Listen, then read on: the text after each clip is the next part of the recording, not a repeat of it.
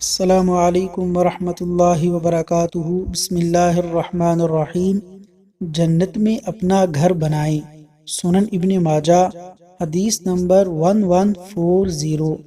رسول اللہ صلی اللہ علیہ وسلم نے فرمایا، جو شخص روزانہ پابندی کے ساتھ 12 رکعات سنن مؤکدہ پڑھا کرے تو اس کے لیے جنت میں ایک گھر بنایا جائے گا۔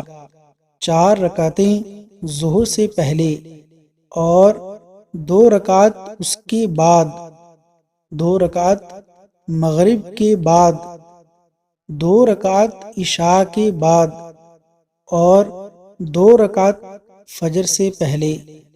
اللہ تبارک و تعالیٰ سے دعا ہے کہ اللہ تعالیٰ فرائض کے ساتھ ساتھ نوافل اور سنتیں بھی پابندی سے ادا کرنے کی توفیق عطا فرمائے۔